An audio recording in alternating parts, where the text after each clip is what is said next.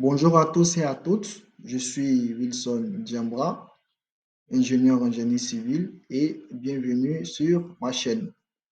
Alors aujourd'hui, nous allons, disons, plus ou moins terminer notre plan de coffrage et par la suite, on fera la modélisation avec Revit et ensuite, on fera la liaison Revit-robot pour calculer les différents éléments structuraux tels que les poutres, les poteaux et les planchers.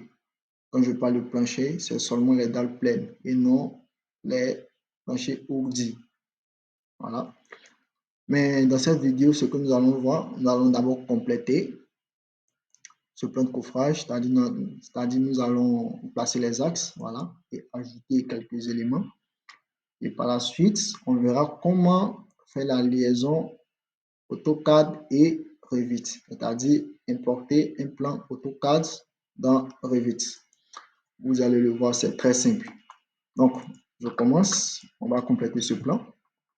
D'abord, j'affiche mon plancher supérieur de l'architecte. Voilà.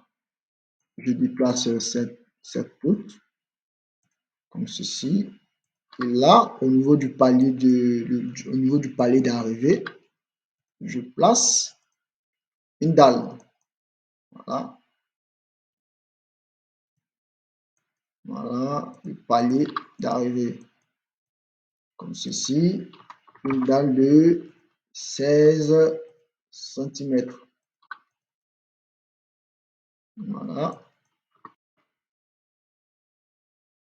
Donc, je fais pareil pour les autres niveaux.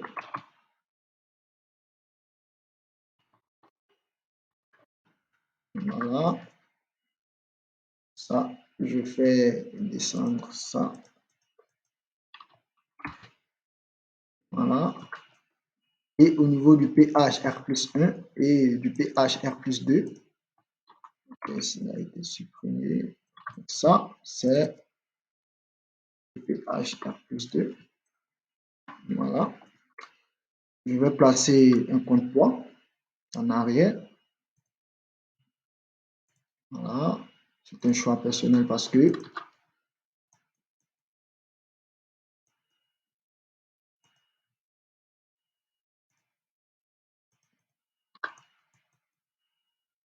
vous allez comprendre tout à l'heure.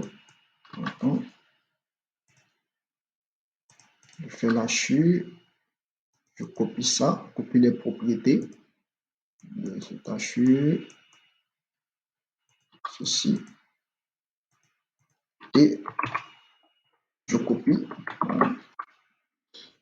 Voilà. Normalement, ici, au niveau de l'escalier, c'est un vide. Donc, le vide, c'est comme ceci. Je dessine le symbole du vide. Imprimer. Comme ça. Et je fais un hachure solide. Voilà.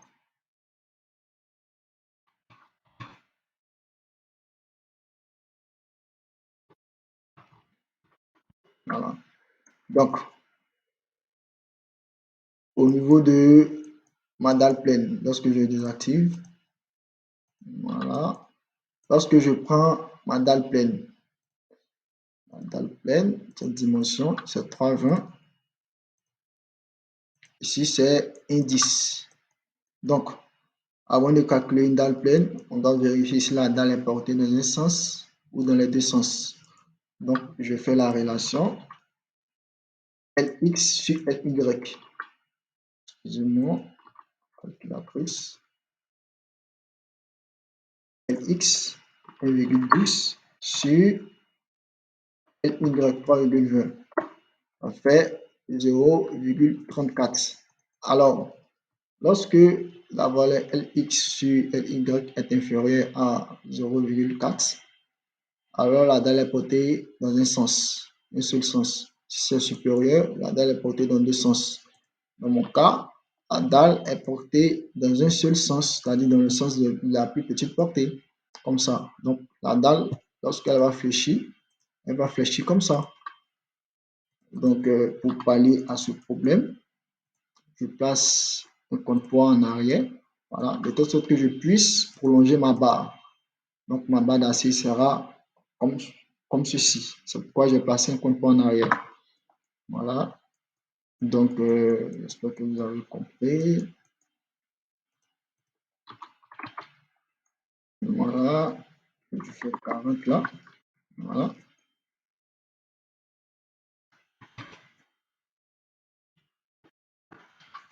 C'est parfait. Ensuite, ce qu'il me reste à faire, c'est de positionner mes axes. Vous créez un autre calque. Voilà. Bon, moi, j'ai déjà créé 4 axes comme ceci. Voilà. Je place mon premier axe. Je le positionne ici. Ensuite, je place un cercle comme ceci. Je supprime le petit trait à l'intérieur. Je vais copier.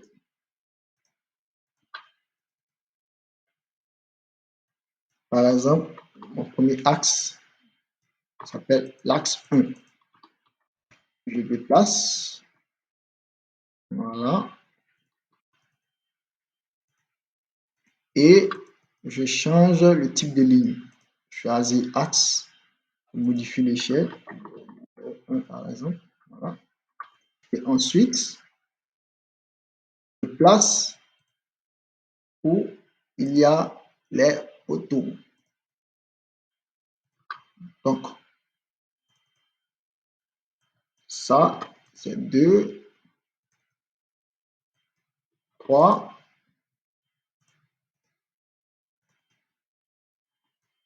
4. Ensuite, je fais copier, je fais une rotation de 90 degrés.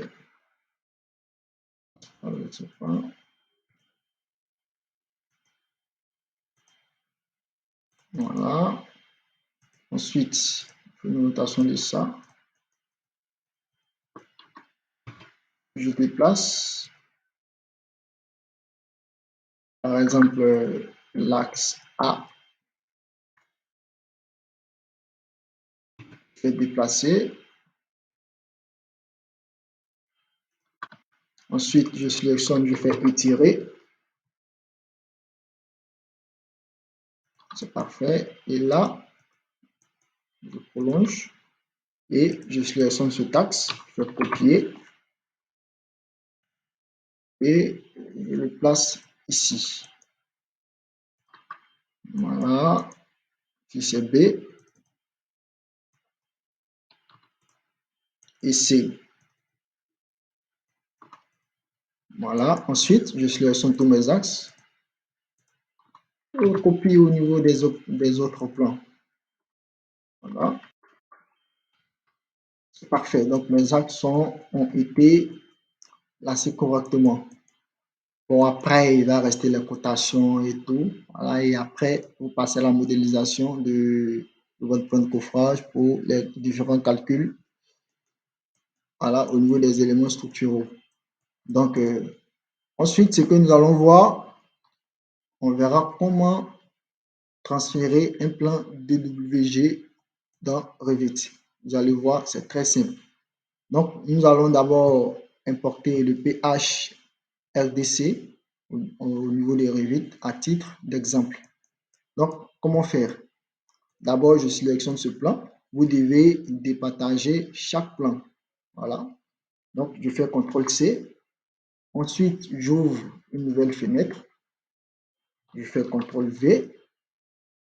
Et sur ce plan, je choisis un point d'origine. Voilà. De telle sorte que lorsque j'importe mon plan dans Revit, mon plan puisse être bien situé. Il faut que mon plan soit à l'origine 0, 0. Voilà, au niveau de l'axe XY. Donc, il suffit simplement de déplacer le repère sur le repère cartésien XY. Donc, je fais raccourci clavier SCU. Entrée ou espace. Je choisis mon point d'origine. Moi, je choisis l'angle de l'escalier parce que généralement, les escaliers, ça ne change pas. Voilà. Et s'il y avait un ascenseur, vous pouvez choisir l'angle de l'ascenseur ou peut-être s'il y a des bornes du terrain. Voilà, vous choisissez les bonnes du terrain, ça dépend de vous. Donc, ce sont les trois repères que vous devez choisir. Moi, je choisis ici. Voilà, je fais une fois entrée ou espace, je l'enregistre. Voilà, je l'enregistre où je veux. Moi, je l'ai déjà fait, mais dans le coffrage tuto PHRDC. Voilà. Après avoir fait ce travail, vous allez dans Revit. Voilà, ici c'est la page de couverture de Revit, modèle, nouveau, gabarit de structure. OK. Vous faites d'abord vos premiers paramétrages. C'est très important. C'est-à-dire vous changez les unités, vous créez vos différents niveaux d'étage. Voilà. Donc, UN raccourci clavier, unité. Je travaille toujours avec le net. OK, OK. Je crée mes niveaux d'étage. Vous choisissez arboration du projet, élévation, une vue d'élévation. Moi, j'ai l'habitude de choisir sud. Voilà, c'est un peu comme un réflexe. Voilà. Et par la suite, vous donnez le premier niveau. On suppose que la hauteur du bâtiment, c'est 3,20. Voilà. Ensuite, vous changez le nom de chaque niveau d'étage.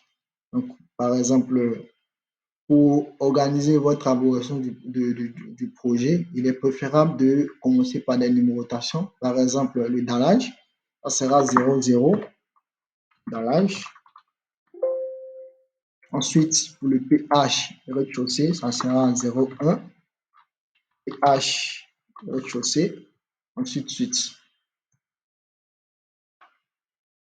Donc, je crée un deuxième niveau, soit raccourci clavier LL ou dans l'onglet architecture. Et là, je choisis des lignes, décalage 320. Voilà, vous voyez le point discontinu en brillance. Voilà. Et ça s'affiche vers le haut, ça veut dire que là, ce que vous voulez dessiner sera vers le haut. Si c'est vers le bas, ça sera vers le bas. Voilà. Ensuite, je fais 0,2, pH, R plus 1 et ceci, pareil, la même action. Excusez, décalage 3,20. Voilà, R plus 2. Ici, c'est le troisième. Voilà, c'est parfait. Et après avoir fini de créer vos axes, vous partez dans le plan de structure vu en plan. Le plan de structure vu en plan, ça concerne seulement les plans de structure, c'est-à-dire pour les ingénieurs. Pour les plans de taille, c'est pour les architectes. Voilà. Donc, plan de structure vu en plan, vous voyez l'organisation. Voilà. Il reste maintenant à créer un niveau en bas, c'est-à-dire le niveau de fondation, que vous aurez compris. Voilà. Donc, ensuite, vous partez au niveau du plan de tâches correspondant. Parce que moi, je vais importer le pH rez-de-chaussée. Donc, je l'importe au niveau de la vue pH rez-de-chaussée. Donc, pH rez-de-chaussée. Ensuite, je vais dans insérer.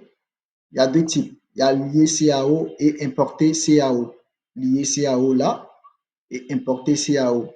La différence, c'est qu'avec lier CAO, lorsque vous importez un plan, si par exemple, il y a une modification au niveau de votre plan DWG, il suffit de faire la mise à jour de telle sorte que pour que la mise à jour puisse s'effectuer également dans Revit. Mais ce n'est pas le cas dans importer CAO. Donc, je fais CAO, lier CAO. Je choisis mon plan correspondant. Je vais pas le chercher rapidement. Voilà ça. Ensuite, concernant le paramétrage du bas, il y a couleur conservée, calque, niveau, tout. Unité importée, vous choisissez le mètre.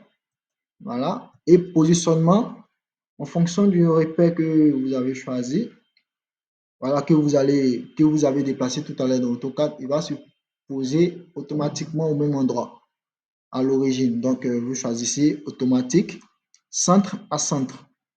Voilà. C'est-à-dire centre par rapport au logiciel AutoCAD et centre par rapport au logiciel Revit. Ensuite, vous faites ouvrir. Donc, automatiquement, le plan, il apparaît comme ceci. Vous voyez, c'est très simple et la procédure reste la même pour les autres plans d'étage. J'espère que vous avez compris et j'espère que vous avez aimé cette vidéo. Alors, n'hésitez pas à vous abonner à ma chaîne et vous pouvez aussi le partager à d'autres connaissances. Merci et à tout le temps.